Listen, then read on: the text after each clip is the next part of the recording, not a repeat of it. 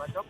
திருவாரூர் மாவட்டம் மன்னார்குடியை அடுத்த ஆலக்கோட்டை கிராமத்தில் சாலை பட்டறை மற்றும் ஜவுளி பூங்கா அமைக்க திமுக அரசு அடிக்கல் நாட்டியிருக்கிறது என்று பாமக தலைவர் அன்புமணி ராமதாஸ் கண்டனம் தெரிவித்திருக்கிறார். குறிப்பாக திருவாரூர் மாவட்டம் மன்னார்குடியை அடுத்த ஆலங்கோட்டை கிராமத்தில் சாயப்பட்டறையுடன் கூடிய ஜவுளி பூங்கா அமைக்க அடிக்கல் நாட்டப்பட்டிருப்பதற்கு அப்பகுதி மக்கள் புலவர்களும் கடும் எதிர்ப்பு தெரிவித்துள்ளனர்.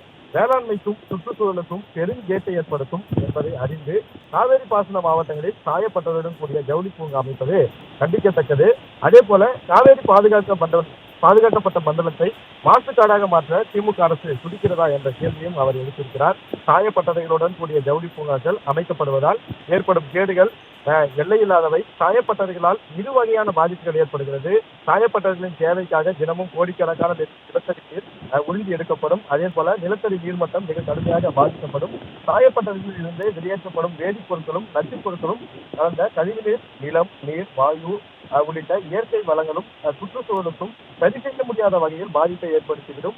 அதனால் சாயப்பட்டறைகளை சுற்றுச்சூழலின் முதல் எதிரியாக பாமக கருதுகிறது. தமிழ்நாட்டில் சாயப்பட்டறைகள் செயல்படும் எந்த பகுதியிலும் அவற்றின் கழிவு நீர் முறையாக சுத்திகரிக்கப்படுவதில்லை. கடலோர பகுதிகளிலும் ஆற்றங்கரை பகுதிகளிலும் சாயப்பட்டறைகள் கழிவு நீர் அரைகுறையாக சுத்திகரிக்கப்பட்டு ஆறுகளிலும் கடல்களிலும் கலக்க விடப்படுகின்றன. காவிரி, தென்பெண்ணை, பவானி, அமராவதி, நொய்யல் உள்ளிட்ட பல ஆறுகள் சாயப்பட்டறை கழிவுகளால் தான் கொஞ்சம் கொஞ்சமாக கொலை செய்யப்பட்டு வருகிறது. அந்த வகையில் தான் திருவாரூர் மாவட்டம் மன்னார்குடி பகுதியில் அமைக்கப்படக்கூடிய இந்த ஜவுளி பூங்காவுடன் கூடிய சாயப்பட்டறைகள் கடும் பாதிப்புகளை ஏற்படுத்தக்கூடும். திருவாரூர் மாவட்டத்தில் வேளாண்மைக்கும் சுற்றுச்சூழலுக்கும் சரி செய்ய முடியாத அளவிற்கு மிக மோசமான பாதிப்புகள் ஏற்படக்கூடும்.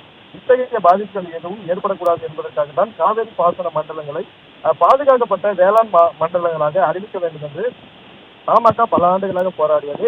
அதன் பயனாகத்தான் முந்தைய ஆட்சியில் காவிரி பாசன மாவட்டங்களை பாதுகாக்கப்பட்ட வேளாண் மண்டலமாக அப்போதைய முதலமைச்சர் எடப்பாடி பழனிசாமி அறிவித்தார். அரும்பாடுபட்டு காவேரி பாதுகாக்கப்பட்ட வேளாண் மண்டலம் அமைக்கப்பட்டதன் நோக்கத்தை திமுக அரசு செலுத்திவிடக்கூடாது.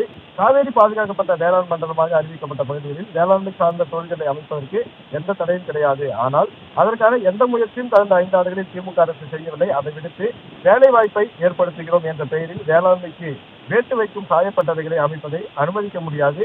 மக்களுக்கு எந்த வகையிலும் பயனற்ற பாதிப்பை மட்டுமே ஏற்படுத்தக்கூடிய சாயப்பட்டறைகள் கூடிய ஜவுளி பூங்காவை ஆலங்கோட்டை கிராமத்தில் அமைக்கும் முடிவை திமுக அரசு கைவிட வேண்டும் என்று அன்புமணி ராமதாஸ் அந்த அறிக்கையில குறிப்பிட்டிருக்கார். குறிப்பாக அவர் குறிப்பிடுவது பாதுகாக்கப்பட்ட வேளாண் மண்டலம் என்று திருவாரூர் மாவட்டம் அறிவிக்கப்பட்டிருக்கூடிய நிலையில் அங்கு சாயப்பட்டறைகள் அமைப்பது கண்டிக்கத்தக்கது என்று தனது கடும் கண்டனத்தை திமுக அரசுக்கு தெரிவித்திருக்கிறார். விவரங்களுக்கு நன்றி சுப்பராமன்.